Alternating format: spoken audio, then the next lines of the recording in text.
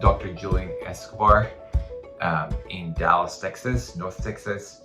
And I'm a fertility doctor, or REI, reproductive endocrinology and infertility physician. We are a subspecialty of OBGYN, as you may know. And it's a pleasure to be here with you guys and give you whatever information that I have, and I hope it's helpful to you in your family building process.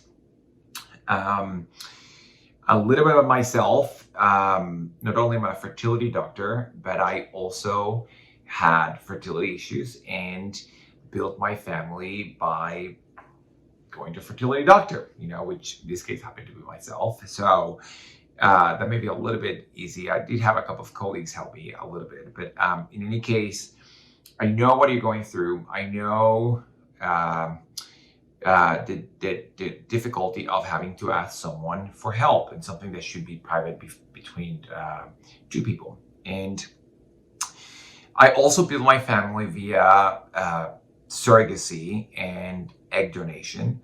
So I know exactly what it feels and takes to look for egg donors, and the psychological process of it and every other respect, and also what it is to find a gestational carrier or surrogate, which is even a bigger undertaking. And so I've gone through all of that, and I'm extremely empathetic with all my patients. It takes great courage to make that phone call and come and talk to me, or us fertility doctors. And I especially know what it is to go through IVF, what it is to search for an egg donor and for a surrogate. And we've even gone through a miscarriage. I know what it is, that feeling of a loss that can be replaced, and you overcome it, but it can be replaced, of the unpredictability of life, and the high sense of security we get from these treatments, and all the knowledge that we have, and the amazingness of the science. But also, at the end of the day, there's a magic power, there's God, there's nature, there's a bigger power. We're just tools. IVF is a tool. My knowledge is a tool. The egg donor is a tool. The surrogate, the sperm donor, they're all tools in a way, but the magic still needs to happen. And so you see behind me Paloma and Valentino. I've also gone through twins, and so I think I've experienced a lot of the parts of fertility. Here they are right before the embryo transfer. So I'll show you that. That is one kid, and there's the other kid hatching, as you can see. So those are blastocysts, or 5-day-old embryos. And all of that occurs normally in the fallopian tube.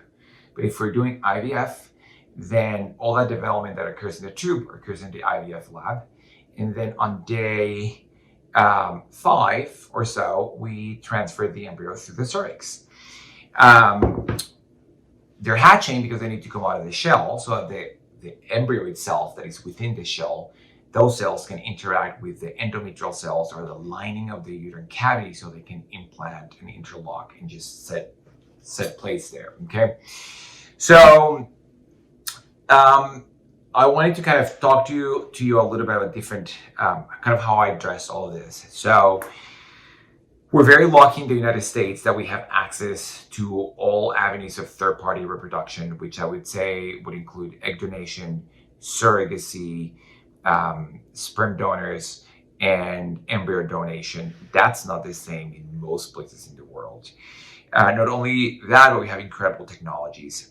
The one thing that varies state by state is gestational surrogacy. The laws change. In Texas, we're blessed with amazing laws where the contract that you build and you form with your carrier, and so you're the intended parent, the gestational carrier, form a contract, it's valid in Texas. In other states, that paper is worth nothing, and whoever delivers the kid is the mom. And there's a lot of in between. So you need an attorney. So not only a doctor, but you need an attorney for this.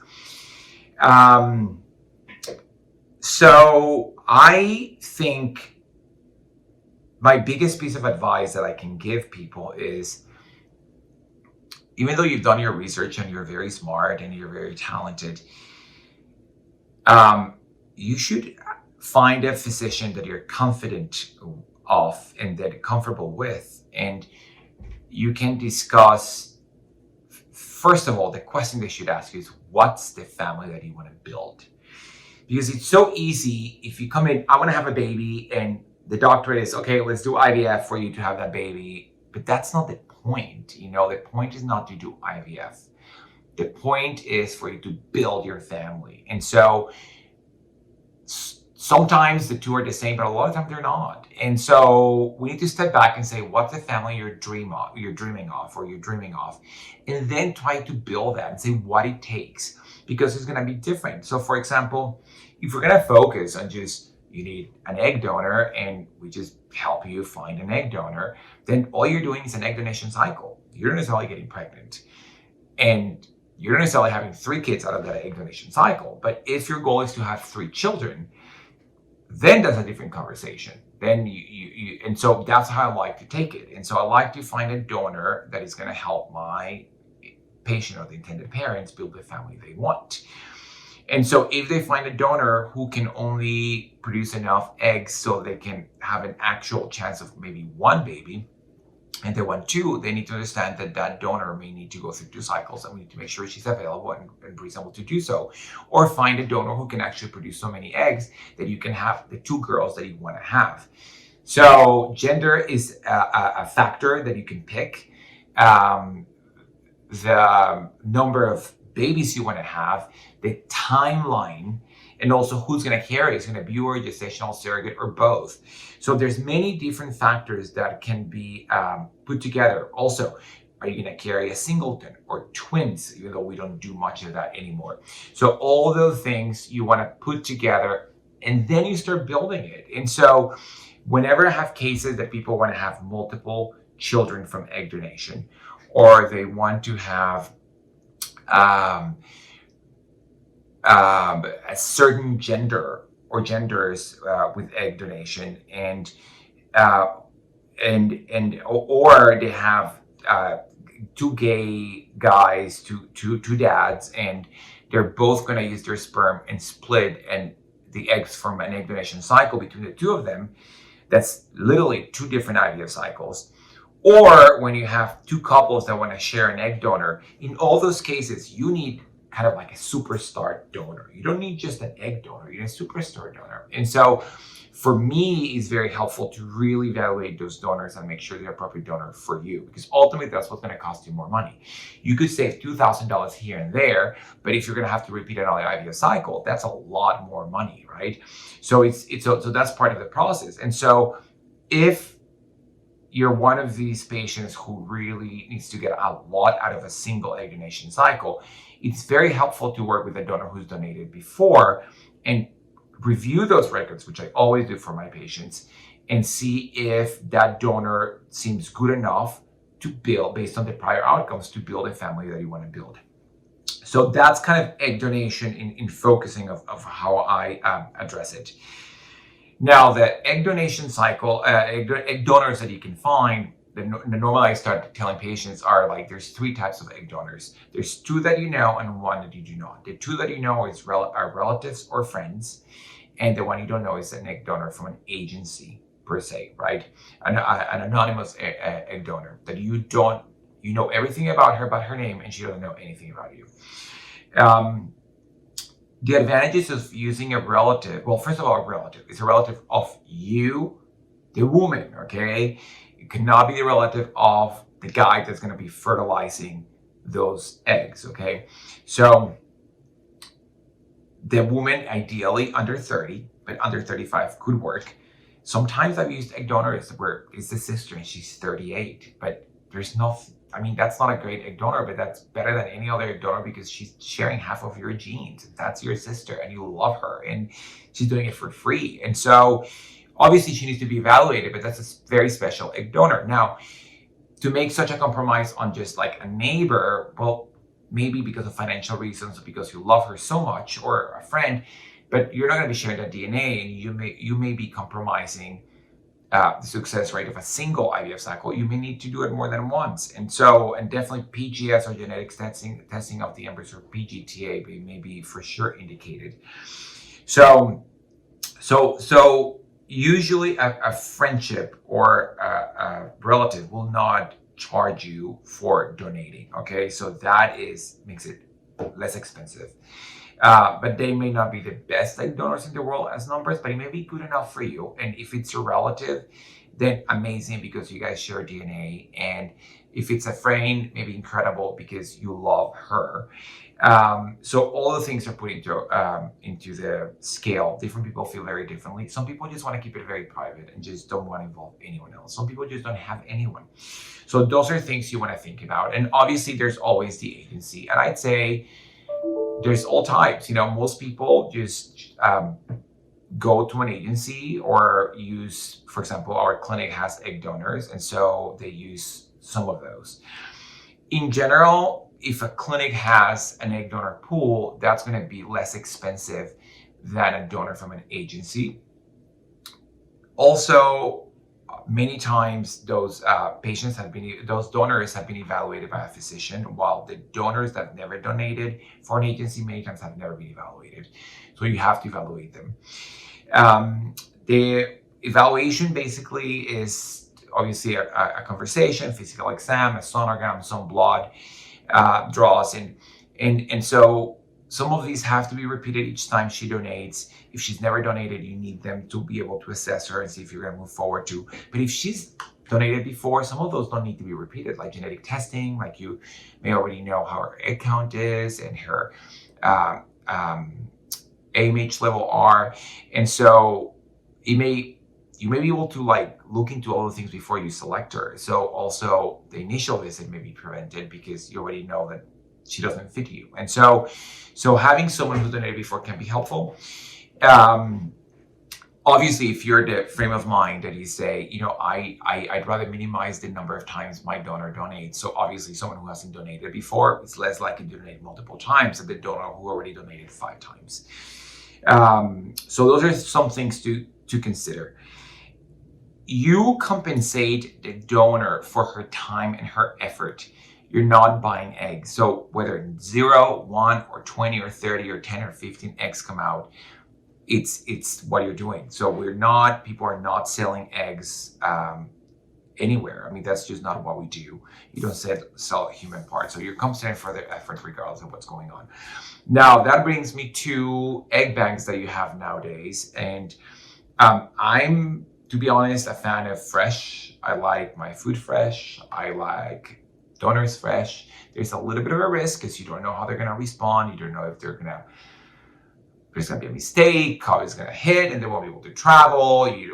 There's things that can happen in life, but in general, these cycles go well, and you get to keep all the eggs, and they're fresh, and so that's worth a lot. And that's how I did my cycle. That's how most of my patients do their cycles. Having said that, if I had a patient that lives in Australia and she's going to come here and she's 48 years old and she wants one baby, maybe it's just really easy to get frozen eggs, and because she doesn't need that many.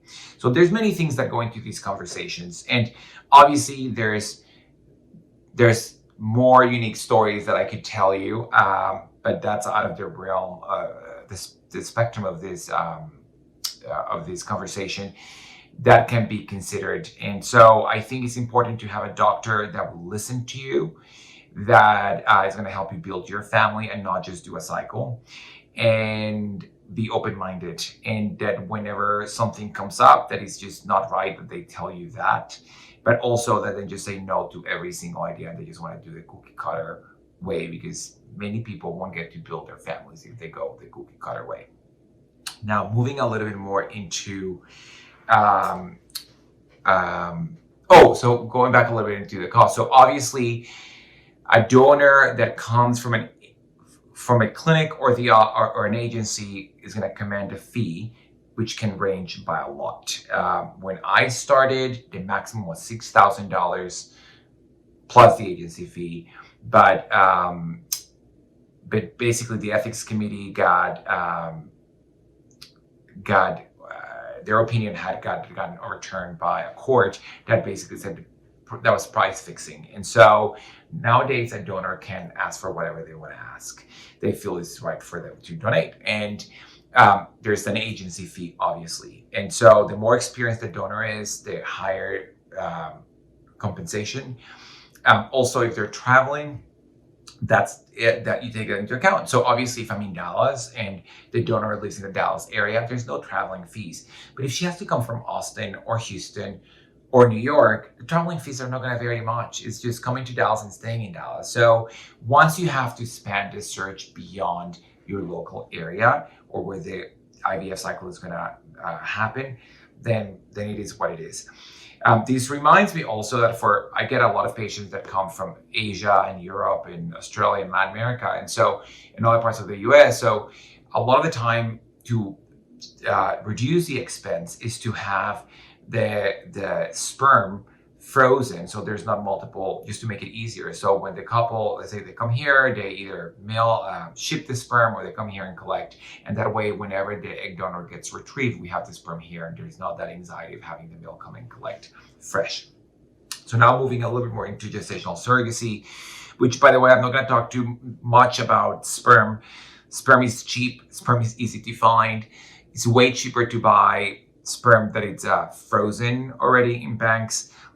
These donors, sperm donors, just like egg donors, have gone through all the evaluation of FDA labs, which are the same infectious disease labs that you get done, but they're done in an FDA-approved lab.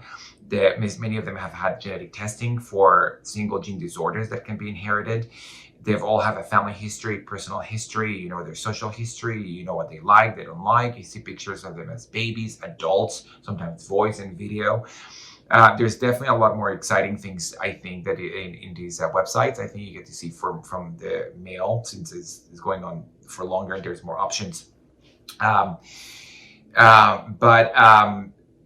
for males, they have to freeze the sperm, quarantine it for 6 months, and retest them and make sure that all infectious diseases are negative. So, well, egg donation is more of a live event. And so, sperm, basically, if you had your own sperm donor that you know, that's going to cost you probably more money than buying sperm that is already frozen and ready to use. So because of that, and then I think sperm is fairly inexpensive.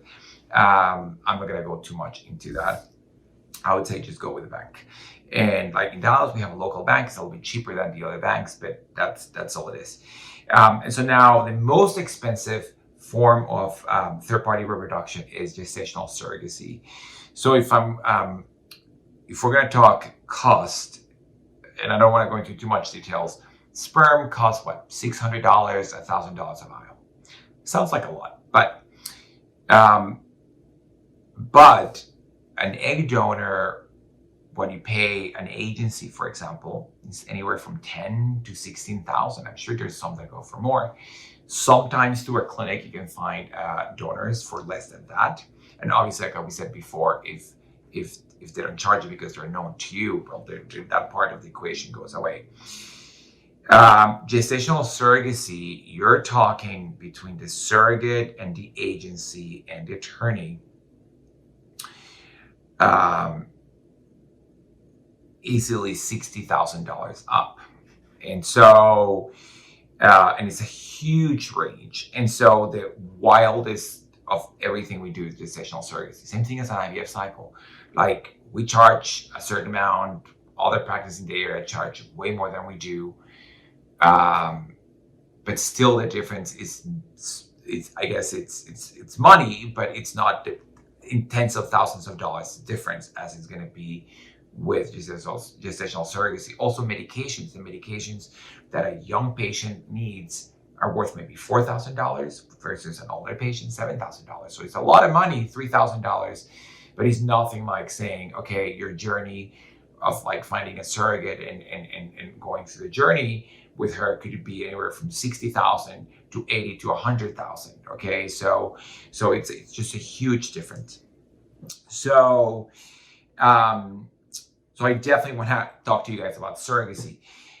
Just also for full disclosure, I used an egg donor agency to find my egg donor, and I found a surrogate myself. And I don't think I did anything differently that you guys could do, to be honest. Like, basically, we just got a lead of someone who'd done it before. We wanted to carry we wanted twins, so I found, because that was the time when we transferred two embryos all the time. So I found a surrogate that, or someone, a lady that, Molly's her name, that had carried for a lady with cardiomyopathy, basically a heart condition, and had carried twins successfully. And so we met with her and her husband, Trevor, to have a brunch in the time when we didn't have to wear a mask and we could just have that conversation with people. And so we met and we just loved each other, you know. And it's a four person thing, you know. Her husband is almost as important as she is, and so are her kids. And so we just had the same conversation that you would have with any other person. So there's no magic to that. You don't have to go to medical school. You don't need a surrogacy company to do this for you. You just need to know, like me, Julian Escobar, do I like this woman? Do I like her husband? Do I trust them?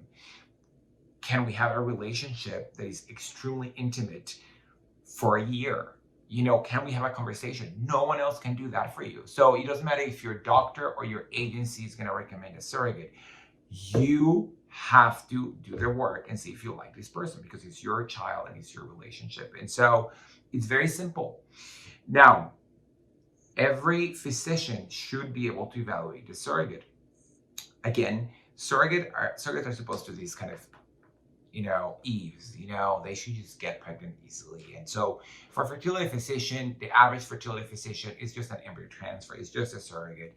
They may evaluate her obstetrically. They may just have the OBGYN clear her. So what's overwhelming to you as intended parent, and something that the fertility doctor normally would not understand, is everything else that is attached to it. It's like the financial aspect, the legal aspect, the contracts, the back and forth, the timing, the complexity of their relationships, of how her job affects everything, how her children will affect everything, her husband, the support, the family, the friends, what happens in her society, in her community. All those things will affect it all. So it's a lot more that goes into play. And frankly, that's kind of what's most overwhelming. So the most overwhelming things are the things that are least associated to your fertility doctor. And so you may feel very alone in this process, and that's where the agencies come along.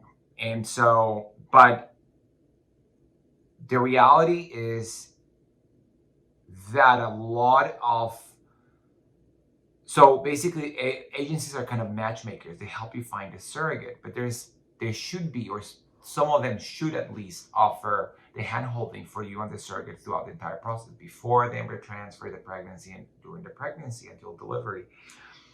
And so that's why they command those fees of $15,000, $20,000, $25,000, and that's a lot of money. So it's become big business.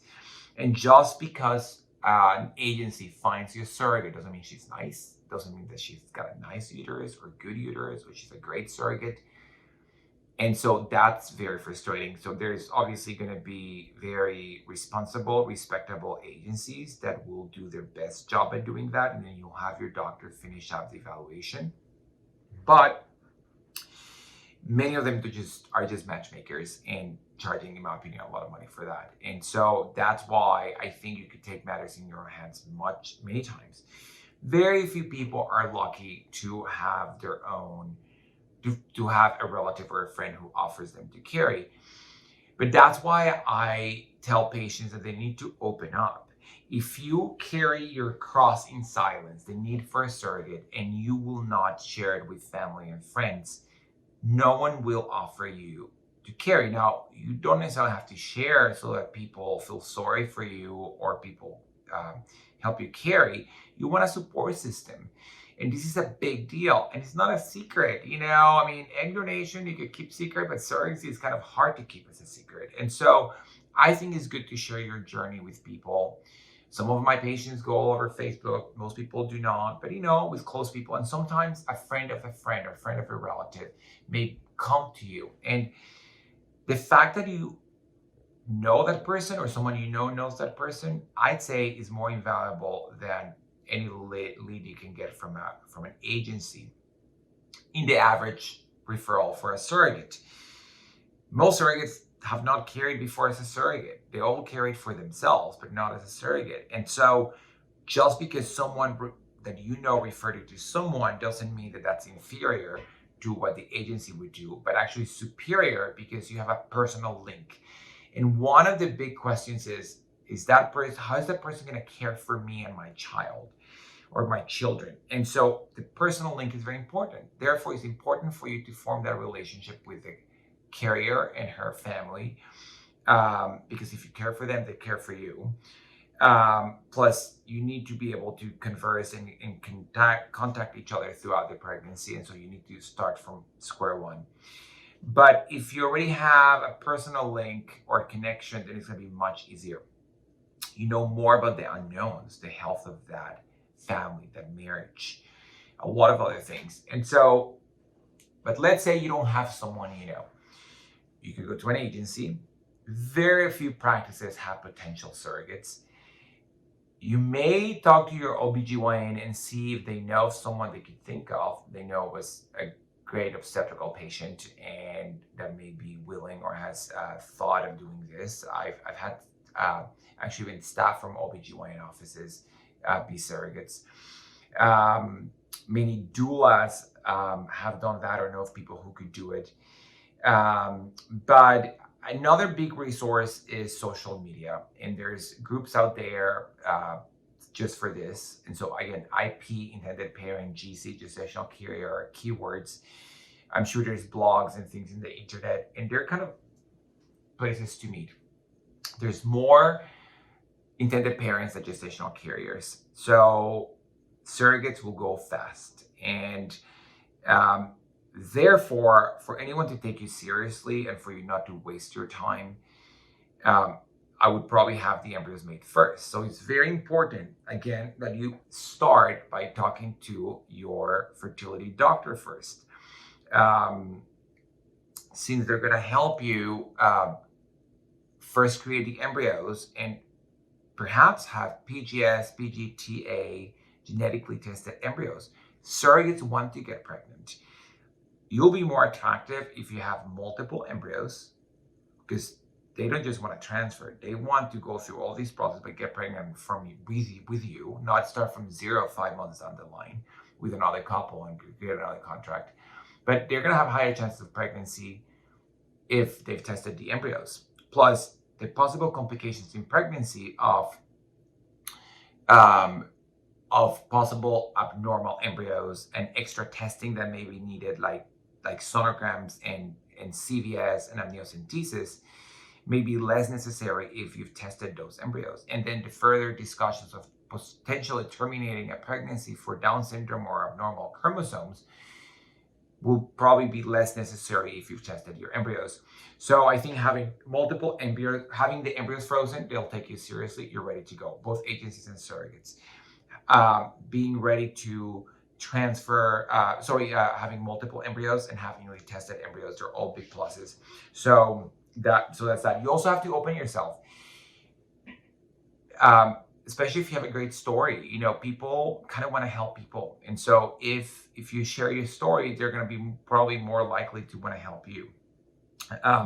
So these groups on social media allow for intended parents to share their story, a picture, and then try to match. And again, as your fertility doctor, I and other fertility doctor will have to evaluate the surrogate the same way, whether she's been a surrogate before or she's never, but she came from an agency, or she's your aunt or your sister, or you just found her on Facebook, the same way. And so you may be able to save yourself a lot of money like that. But you have to do kind of the research, like yourself. But even if she comes from an agency, I'm still going to encourage you, like I said before, to meet her, even if it's like this on video, but form some type of personal opinion and relationship. I would say for a surrogate, a family, a relative, could be from either side, you and your spouse or your spouse, a friend, an agency. There's consulting people. There's people who just are kind of just not a full-fledged agency. And like I said, social media, internet, and so forth.